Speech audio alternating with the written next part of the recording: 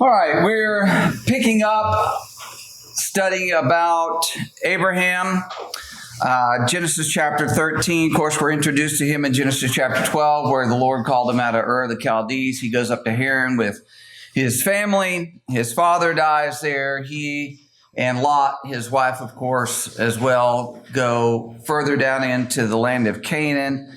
And in chapter 12, it gives us the record of a famine. They go down into Egypt. They come back up out of Egypt.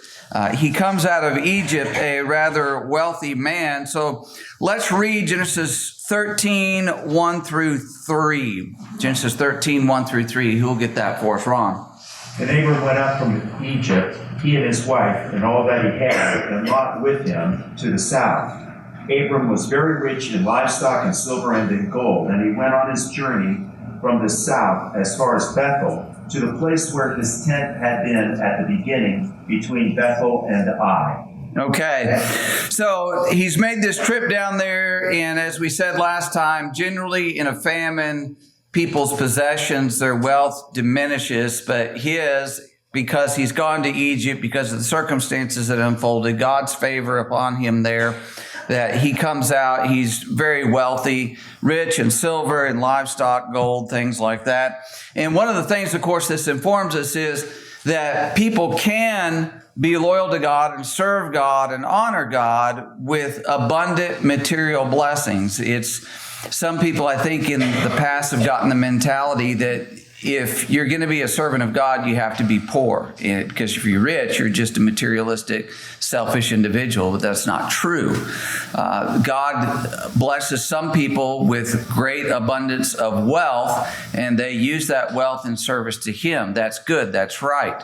Others don't have that. There's various ways that they serve God in whatever opportunities that they have. But here's the patriarch, if you will, of the faith, the grandfather or the father of the faith or the faithful.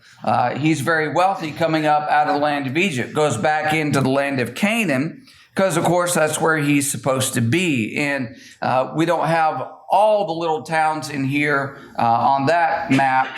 But when he gets up to Hebron, to Mamre, this is a modern view of that area. I believe I positioned this to take a picture out to the east of there, to the south, southeast. But it's a nice area, if you will. And it would have been maybe a little bit different back in ancient times, especially before Sodom and Gomorrah. This region was a little bit different. And we'll talk more about that in a little bit. But they've come up out of here. He comes up out of the land with Lot. And then in verses 5 down through 18, we're not going to read all of that, but Genesis 13, 5 to 18. Do you remember what happens with Abraham and his nephew?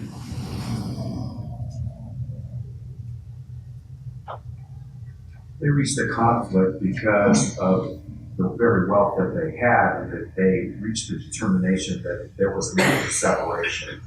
And so Lot looked at the direction, and he chose the area that he thought was extremely plush and would be very supportive of all his cattle and all the livestock, that he had of various types.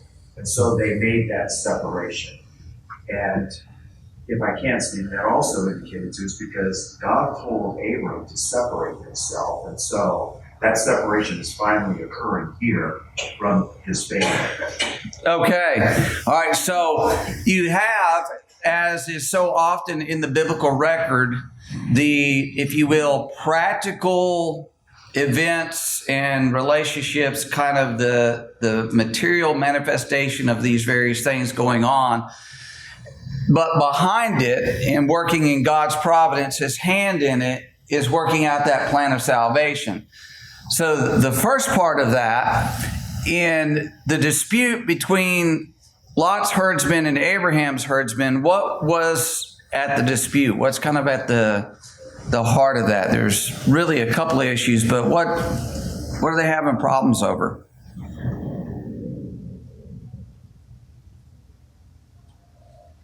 Because they have many, many animals. What's at issue here? it's the grazing area, maybe water too, but at least the grazing area. And so they were fighting over probably the best areas where they could have their flocks. Okay.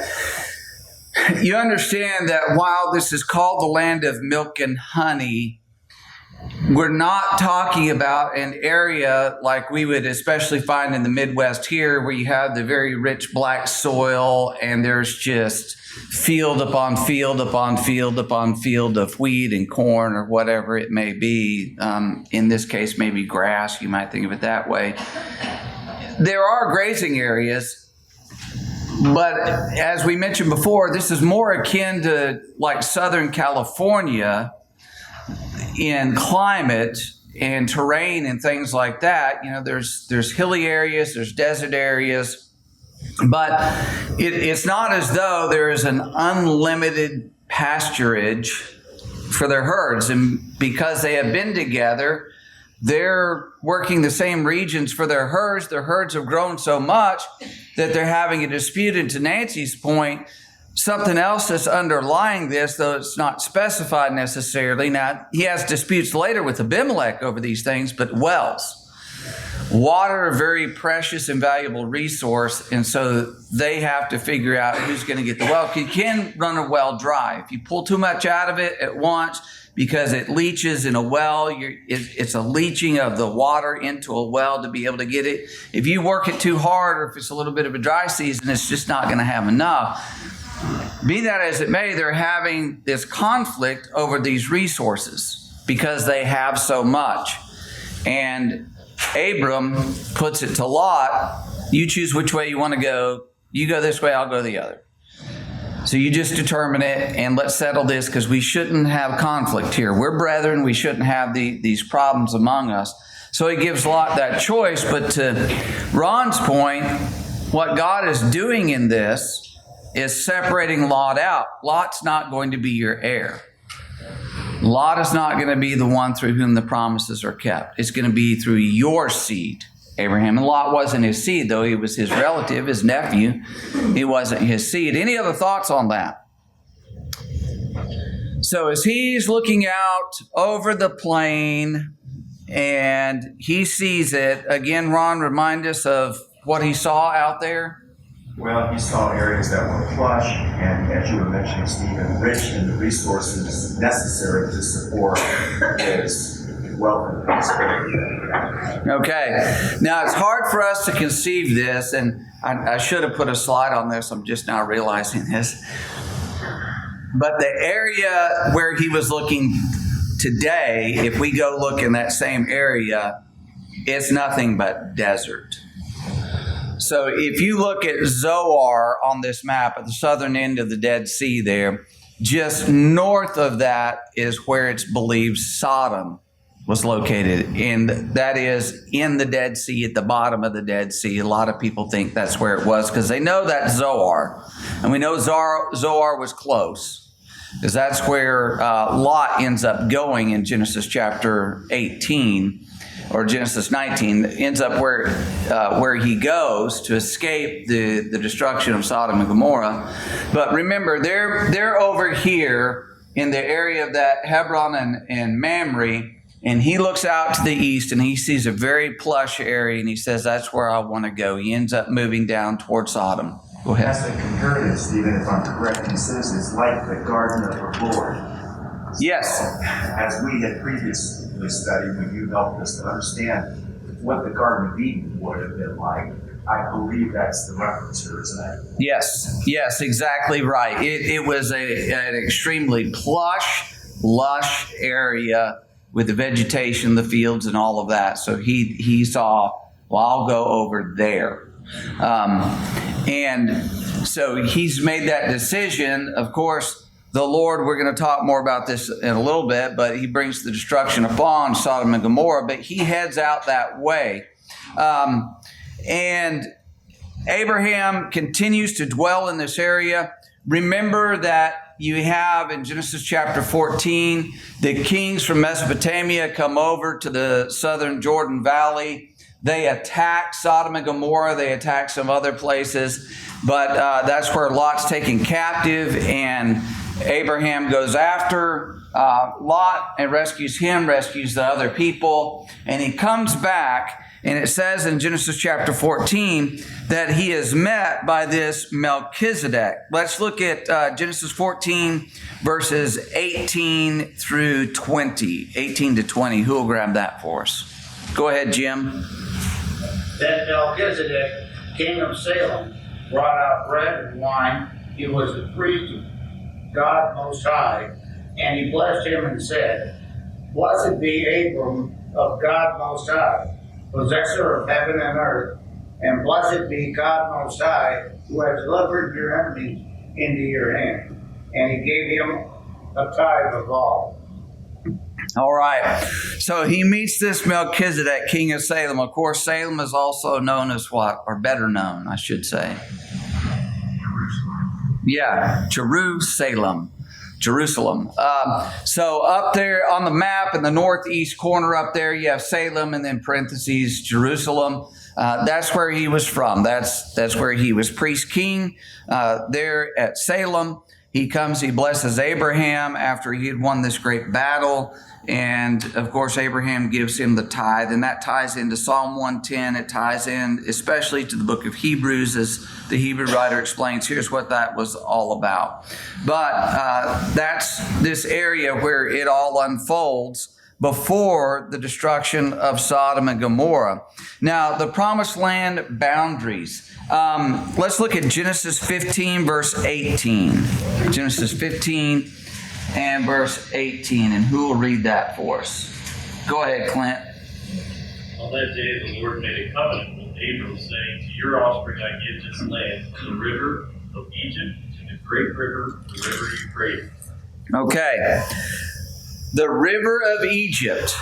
What would you normally think that is? The Nile. It's not the Nile. You can see on this map up here, down on the southwest corner, there's that river, and it's called the River of Egypt. It's at the southern end of Canaan land and the northeast side of the Sinai Peninsula. That's the River of Egypt. That is historically, back to Abraham's day, been the boundary between Egypt and in Canaan land or Israel and whatever else, whoever controlled it at whatever time. But that's the historic boundary of Egypt. To this day, that's about where that boundary of Egypt is. Egypt, Sinai has been Egypt always. Going back through history, it's Egypt. So the southern end is what he's marking out when he says the river of Egypt. And he's marking out the northern end when he says the great river, the river Euphrates. And that goes all the way up to the north. So if you see Haran there and you go west just a little bit, that sliver of blue is the Euphrates River at the northern end. And so Israel was to go from that southern river of Egypt up to the northern part of the Euphrates. And during Solomon's time, that's exactly how it's bounded. Let's go to 1 Kings chapter 4. 1 Kings chapter 4 and verse 21. And we'll revisit this, Lord willing, in the future. But 1 Kings 4 verse 21. Who's got this for us? Go ahead, Tanner. Now Solomon ruled over all the kingdoms of the inhabited land of the Philistines, which is the border of Egypt. They brought tribute and served Solomon all the days of his life. Okay, so the river, of course, as we mentioned before, anytime just the river is mentioned, that's the Euphrates in the Old Testament. And then it says to the border of Egypt. Don't think that means the border of Egypt at Goshen, or where the Sinai goes over into the main continent of Africa. That's not where it is. That border is up there in northeast Sinai, as we mentioned a while ago, at that river of Egypt. So he says, I'm going to give this to you, Genesis 15:18. That promise is repeated down through the years. In Solomon's day, we have a confirmation. That's what they possessed. That's what they controlled. And God's promise, of course, was completely and totally fulfilled in Old Testament times. Any other thoughts on that? All right, backing up to Genesis chapter 16, talks about Hagar going the way of Shur and all of that. She's escaping. You have Sodom and Zoar, as we mentioned a while ago, Genesis chapter 19, down at the southern end of the Dead Sea, completely barren wasteland even to this day after the destruction of Sodom and Gomorrah. You have the Moabites, the Ammonites, and you see them off to the east of the Dead Sea. And where did Ammon and Moab come from? How those people come into existence? Lot and what? Okay, the incest, they got their father drunk, they lay with their father, they were pregnant, they had children. The Moabites, the Ammonites are descendants of them. So they're related to the Israelites. And that's the funny thing. Even to this very day, they're all cousins, but boy, they hate each other with a passion over there. But that goes all the way back to this. It goes back to Ishmael and Isaac and all of that. So anyway, the Ammonites, the Moabites, they're off to the east. That's a very barren area again around the region. Abraham goes to Gerar. You can see Gerar there, kind of in the south central portion of the land of Canaan. That's kind of in the, northern left third of the map there in that particular map. So he goes up there. That's where he has interactions and dealings with Abimelech in Genesis 20 and verse 1. And then Ishmael is sent away into the wilderness of Haran. That's down to the southeast. And then we end up with Abraham back at Beersheba. But this is where I want to get to. This is why we're hurrying. Genesis chapter 22. Genesis 22, let's read verses 1 and 2 here. Genesis 22, 1 and 2. Who's got this? Ron? Now it came to pass after these things that God tested Abraham and said to him, Abraham, and he said, Here am I. Then he said, Take now your son, your only son Isaac, whom you love, and go to the land of Moriah, and offer him there as a burnt offering as one of the mountains, on one of the mountains, of which I shall tell you. Okay, so this is, of course, the record of him going to sacrifice Isaac. Verses 3 and 4 say it's a 3-day journey. He's in Beersheba when he starts. And he's going to Mount Moriah, or the land of Moriah, as it's described here. And of course, where is that? You can see it on the map, but where is it? Very close to Jerusalem. It is essentially, what becomes a part of Jerusalem, if not proper at this time. It becomes a part of it. Does anybody know the significance of Mount Moriah? Some speculate that's where the temple is. Okay, 2 Chronicles chapter 3. 2 Chronicles chapter 3, and this is where that idea comes from. 2 Chronicles 3 and verse 1. Who's got that? Go ahead, Carter. And Solomon began to build the house of the Lord at Jerusalem on Mount Moriah, where the Lord had appeared to his father David, at the place that David had prepared on the threshing floor of Ornan, the Jebusite. Okay, so there's a good reason behind people connecting the sacrifice of Isaac being there in the land of Moriah on a mountain that I will show you, Genesis 22.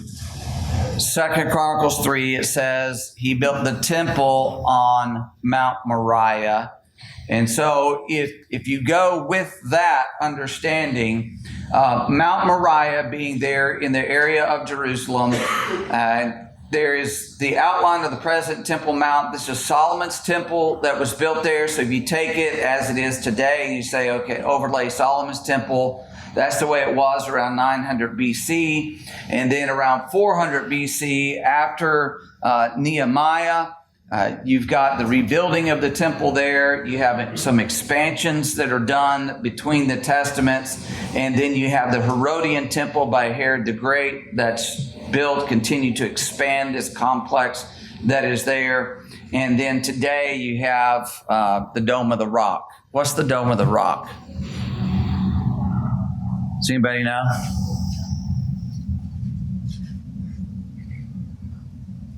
Again, I'm sorry, I should have put a picture of it up there. It's a Muslim mosque. The Muslims took it over back, I forget exactly when, but they took it over. Remember that the Romans went in and they razed the temple in 70 AD, and it lay just completely obliterated.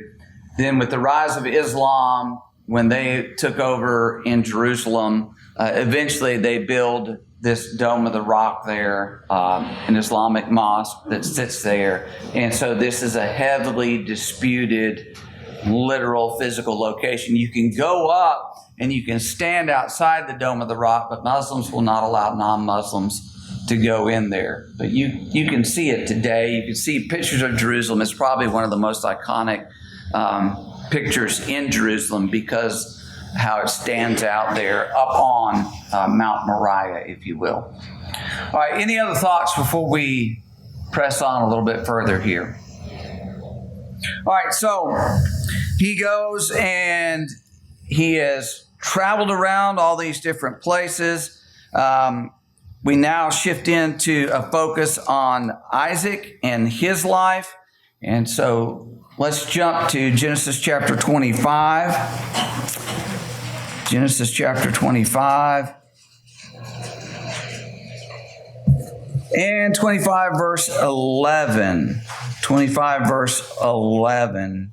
Who will get that for us? Go ahead, John. After the death of Abraham, God blessed Isaac, his son, and Isaac settled in Beersheba. All right. So you got this whole big area that we think of, and this is the 12 tribes when they eventually get settled in here, this map is. But essentially, Abraham lived in and traveled around the southern half of what becomes Israel. So he's going around in there, a lot in the area of the territory of what becomes Judah's territory. And when you look at it, it's believed that the Beer Lahai Roy is down in the Negeb, some have, but the south, when it says the south, that's what it's talking about. It's believed that that's where it is, down in the south. And so they believe Isaac went down in the south. He's down in a relatively desert region, dwelling there after the death of Abraham. And then another famine comes in chapter 26 and verse 1. Famine that comes upon the land, and Isaac went to Abimelech, the king of the Philistines, in Gerar. So if you go from that Beer Lahai Roy, almost due north, you have Gerar about the middle on the left side of that map, just left of center. So that's Gerar where he goes. And then he travels to Rehoboth, Genesis 26, verse 22. That's down right smack in the middle of the territory of Simeon, as we have on the map here. And then he ends up going to Beersheba. Genesis chapter 26, let's read verses 23 to 25, please. Genesis 26, 23 to 25. Who's got that? Go ahead, Clint. When there he went up to Beersheba, and the Lord appeared to him the same night and said, I am the God of Abraham your father. Fear not, for I am with you, and will bless you, and multiply your offspring for my servant Abraham's sake. So he built an altar there, and called upon the name of the Lord, and pitched his tent there, and there Isaac's servants dug a well. Okay. So, one of the things I want to point out is we have these snapshots.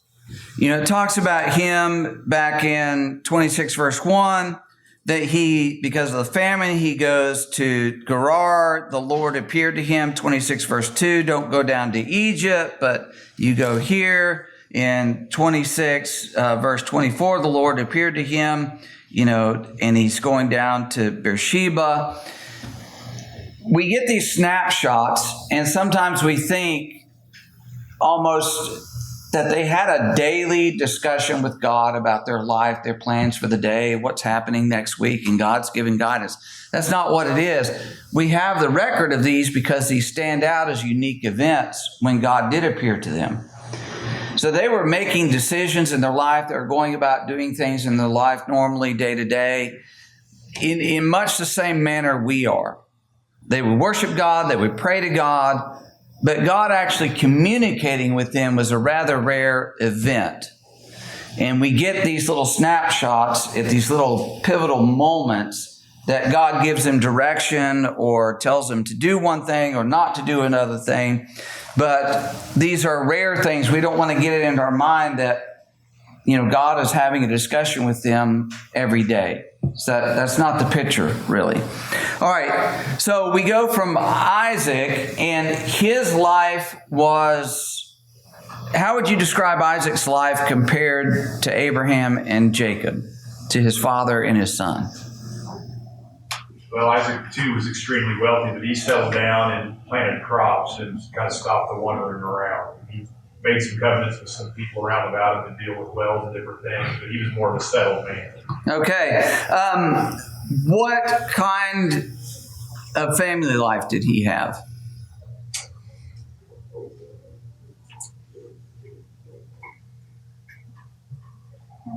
So if you name, do what?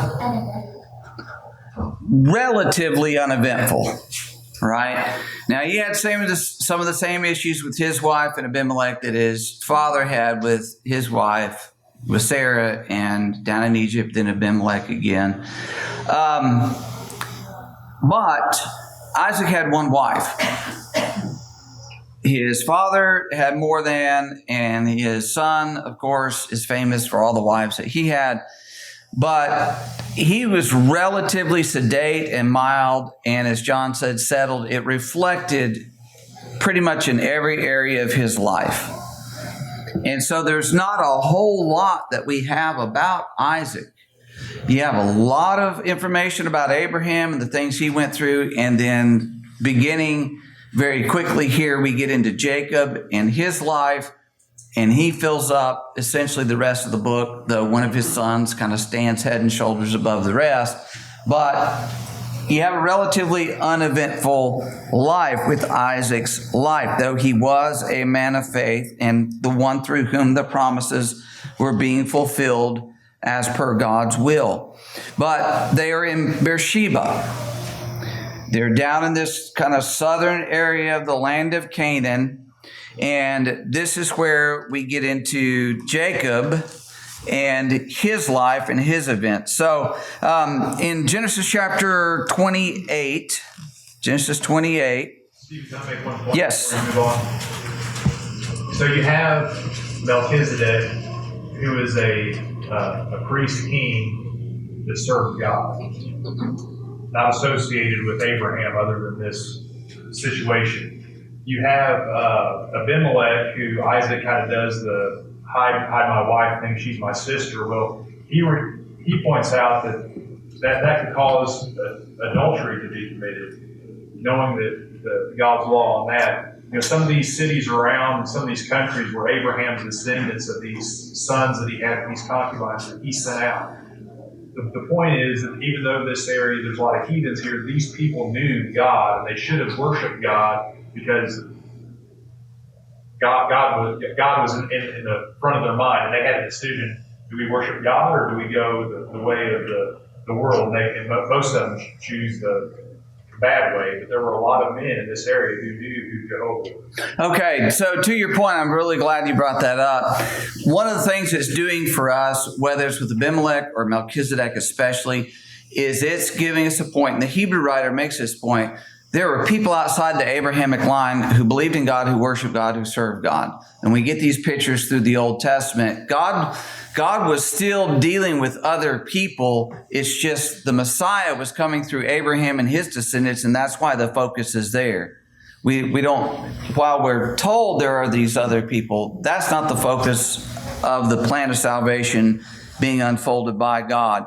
And the reason that we're given that during Abraham's time that they did not take over this land, we understand practically from the numbers standpoint, it wouldn't work. But God said their iniquity is not yet full. And so to John's point, there's still people there who respect God, who serve God, even though there are people around who are just pagan idolaters. But over time, that pagan idolatry becomes so widespread, so grotesque, that when the Israelites come up out of Egypt, they eventually go into that land. The cup of iniquity is full, and God says, I'm bringing an end to it. And he used Israelites to punish them and to drive them out. All right, any other thoughts before we press into Jacob a little bit? So Genesis 28, let's read verses 1 and 2. Who's got that for us? Genesis 28, 1 and 2. Go ahead, Tanner. So Isaac called Jacob and blessed him and charged him. He said to him, You shall not take the wife from the daughters of Canaan. Arise, go to Haran, to the house of Bethel, your mother's father. From there, take to yourself a wife from the daughters of Laban, your mother's brother. All right. So why is Isaac telling his son to leave?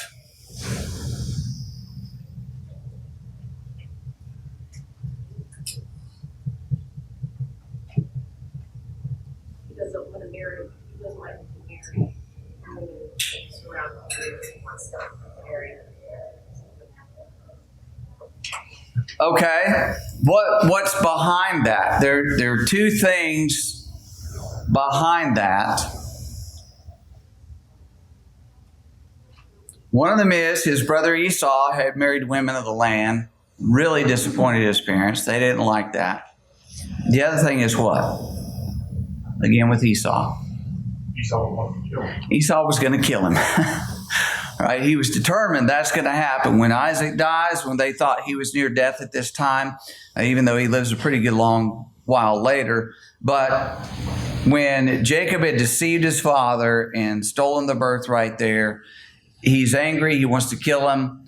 Rebekah had gone to Isaac, said, we need to send him away. She used the excuse of marriage, which is true. There's nothing untrue about the fact, I want you to go back and find somebody from our people. But it was because she wanted her favored son to get out of there so he wasn't killed by his brother. So that's what prompts all of this. And he tells him to go up to that Padan Aram in verse 2. That's back up the little circle here. You see Assyria in that kind of darker circle. Haran, the town where Abraham originally was from. Remember, he came from Ur up to Haran and went down to the land of Canaan. This is that area. And so they've got relatives up there. Her brother lives up there. Laban is up there. And he has daughters. And she's saying, go up there. His father's telling him, go up there and find a wife from among them and find someone to marry, because they did not want him intermingling with those idolaters that were in the land that would pull him away. They want him to marry someone who at least believes or has a background of knowledge and understanding about Jehovah God, and not getting entangled in those people in that area. Any other thoughts on that? All right, so he goes up to Haran. What does he do as he's on his way? Where does he stop? Genesis 28, 19 to 22. Let's read that. Genesis 28, 19 to 22. Who's got that for us? Go ahead, Clint. He called the name of that place Bethel, but the name of the city was Luz at the first. Then Jacob made a vow, saying, If God will be with me and will keep me in this way that I go, I will give me bread to eat and clothing to wear, so that I come again to my father's house in peace. Then the Lord shall be my God, and this stone which I have set up for a pillar shall be God's house, and all of that you give me, I will give a full tenth to you. All right. So what was it that happened here that caused him to make this commitment, this vow?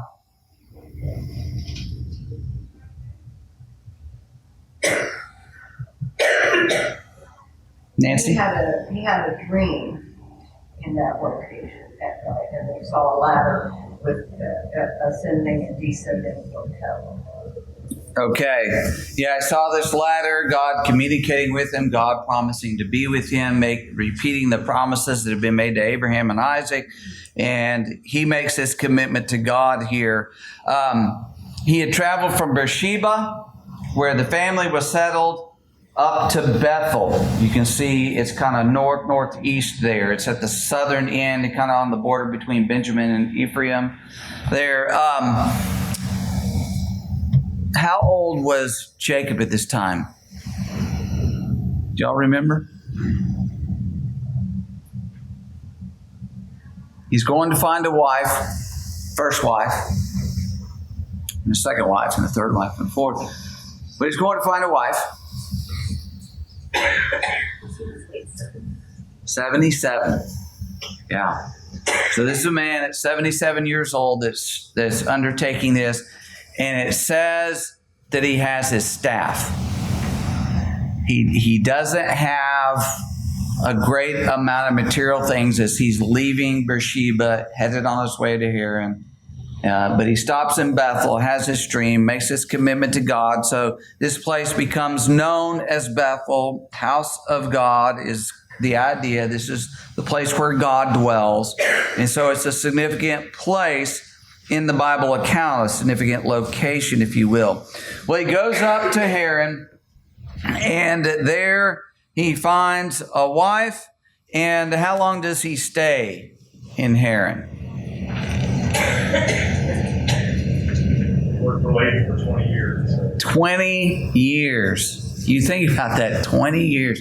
He's going up. His mother's expecting him evidently to come back before very long, but he ends up staying for 20 years because remember, he worked 7 years for Rachel, but he got Leah. And then he worked another 7 years for Rachel, 14 years. And then Laban convinced him to stay another 6 years. But then it came to the point that Jacob realized this guy is just never going to give up. And God directs him, you need to go back. It's time to head back. So he's 97 years old when he ends up heading back to the land of Canaan. Now, when he's headed back, there's a couple points along the way that it mentions. In Genesis 31, verse 47, it says he's in Gilead. And Gilead is kind of a region at maybe a specific point where he ended up stopping. But I want us to notice Genesis 32 and verse 30. Genesis 32, verse 30.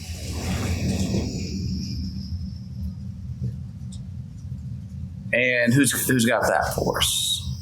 32:30. Go ahead, Jim. So Jacob called the name of the place Peniel, for I have seen God face to face, and my life is preserved.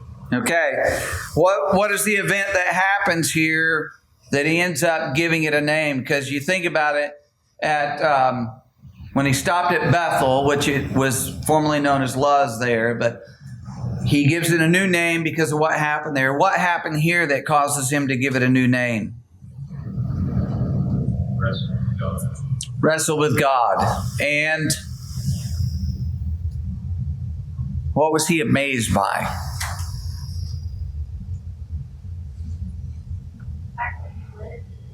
He lived. He realizes he wrestled with God. Of course, this is angel of God, but representative of God. But he wrestled there, and he receives a new name. You know, you're now Israel, and he's amazed at it, and he names this place Peniel or Penuel, and it's given both ways. They're the same place. But if you look just south of Gad in the big letters here, there's the Penuel. It's on the river there,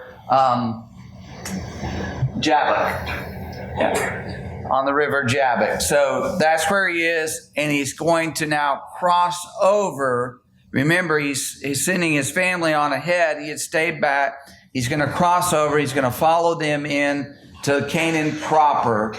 And it says that he ends up at Succoth in Genesis 33, verse 17. So he's traveling essentially due west. He goes over in there, and Genesis 33, verse 17. Let's please read that.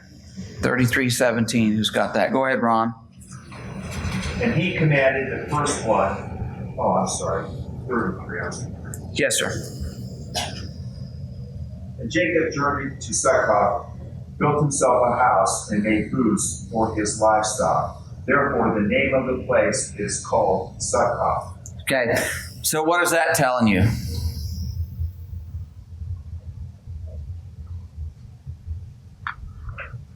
And he's settling there. That's what he's gonna say. Yeah, remember he's been running from Laban. If you remember the story, that he takes off, he kind of sneaks away from Laban. He sets it up where he can get a head start on him. Laban catches up with him. He's furious, but they make a covenant. So he's been moving rather rapidly, and he goes over here, and now he settles down for a time, building a house and booths for his livestock, all of that. And you can understand why that is. He's got 11 sons, and he's got a daughter, Dinah, and we're going to read about her here in a little bit. He's got a lot of servants. He has a lot of livestock. And after that journey, you can understand why he's like, okay, let's rest here for a while. So they rest there for a little while. They end up moving on, verses 18 and 19, to Shechem, even though the story just goes 17. He settled 18, 19. Oh, he's over here at Shechem. So he goes further west in the area of Shechem. And what happens at Shechem? Not in great detail, but what happens is chapter 34. God is mistreated by one of the young men. Okay, and that's when the boys convince the people of Shechem, the men of Shechem, get circumcised. They attack them on the third day when those men are very sore. They can't go about and defend themselves. And that's when Jacob says, you guys have made me an abomination on the sight of these people. We got to go. And you can understand. So his life, even though he's seeking to try to settle down some, he keeps running into these things that cause him to move and keep going. So he's not really settled in the land of Canaan as we would think of him maybe wanting to be settled or liking to be settled. So 35 verse 1, Genesis 35 verse 1. Let's read that. Who's got that? Genesis 35, 1. Go ahead, Ron. Then God said to Jacob, arise, go up to Bethel and dwell there, and make an altar there to God, who appeared to you when you fled from the face of Esau your brother. Okay, so God directs him where to go this time, specifically. Again, back to Bethel, a special and significant place there. But then as he's traveling along, Genesis 35, verse 19, it says, Rachel died, was buried on the way to Ephrath, that is Bethlehem. Anything significant about that? Who's Rachel? His favorite wife. She dies. Where is she buried?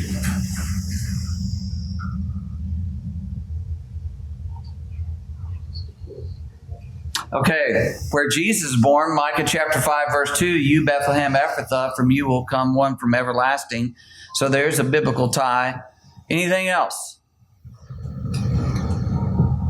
Where's the family burial ground? Yeah, Cave of Machpelah, right? She's not buried there. He doesn't take her there. She's buried as they're traveling along. Now, some would say, well, that's just because, need to hurry up and bury them. There seems to be a little more than that, because Leah is buried in the Cave of Machpelah, his first wife. If you go back through the Bible story, it seems that God intended all along for him to have Leah as his wife. A lot of things in there. We can discuss it, or you can listen to the podcast, by the way. Some discussion on that. But Leah, it's so interesting to me that Rachel's just, okay, she died here. Let's just bury her and move on, even though that's his favorite wife. She also died giving birth to Benjamin. Yes, exactly. Giving birth to the last son that the two of them have.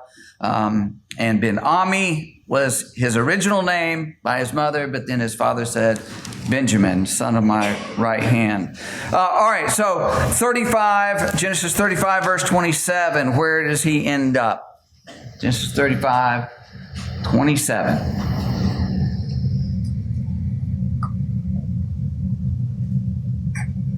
Jacob came to his father Isaac at Mamre or Kiriath Arba, that is Hebron, where Abraham and Isaac had sojourned. Okay, so he goes back down, sort of the center of, I guess they circle around this. Between Beersheba and Hebron here, or Hebron, this is kind of the anchor points of the patriarchs, Abraham, Isaac, and Jacob. And this is where they are when everything begins to unfold with Joseph and the account of Joseph, which we'll probably have to just touch on today. But let me ask you this.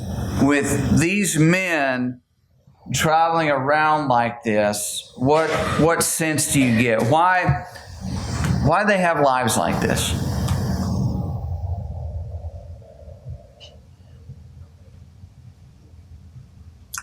When God said, I'm going to give you a land, why didn't he just give him the land? Well, I don't know if this is what you're looking at, but it struck me that when God said to Abraham, every place that your foot shall touch will be yours. Not necessarily literally Abraham's foot, but his descendants, and they traveled all over this area before they actually took the land. Mm-hmm. So their feet touched all of these areas. Yes, they definitely did touch all these areas. Hey, this general region territory, hey, this is going to be yours. Any other thoughts there? Ron? One other thing that impressed me about Stephen, as you were describing too, is that in every place they go, they prosper, and God blesses them and prospers them. But as a result of that, they are struck by others that envy them, and they end up with conflicts, and that causes them also to move. So it's an interesting event that keeps reoccurring here. And it shows the nature of envy and how terrible it is. Okay, so you have God's specific chosen people moving around, and they're in conflict with the world. The world dislikes them in various occasions. Yes. And it causes issues. John? Well, God promised them the land, and he could have given it to them easy. Come on in, it's yours. But they had to struggle, they had to fight, they had to go through trials and tribulations and temptations, and sometimes punishments to obtain that, just like we do. You know, it's a struggle to do what God wants them to do, but they have to do their part. Yes, let's go to Hebrews 11. Hebrews 11, verses 13 to 16. Hebrews 11, 13 to 16. Who will read that for us? Go ahead, John. These all died in faith, not having received the things promised, but having seen them and greeted them from afar, and having acknowledged that they were strangers and exiles on the earth. For people who speak thus make it clear that they are seeking a homeland. If they had been thinking of that land from which they had gone out, they would have had opportunity to return. One more. But as it is, they desire a better country, that is a heavenly one. Therefore, God is not ashamed to be called their God, for He has prepared for them a city. Okay. One of the lessons they needed to learn is this is not your ultimate goal and home. Don't get too comfortable. Life is unsettled, it's unstable, it's difficult, but there's something beyond this that awaits that is better. They needed to understand that, and God teaches it in a very visceral way as they're going around and having these conflicts and difficulties and hardships, famines they run into. All these things help them to grasp the unsettled nature of life. And as John was saying, we have an unsettled nature of life. And sometimes we just wish, well, why can't life be easier? Why do I have to have this problem and that problem? And things went well for a little while, but now we have this. Well, God allows that in the world's design so that we don't get too attached to this world. there's something better out there that awaits us, and we need to be looking forward to that. All right. Lord willing, we'll pick up there with Joseph. Next week, we'll probably just spend the rest of the next lesson with Joseph, maybe a little bit more getting down into the children of Israel, but let's be prepared for that.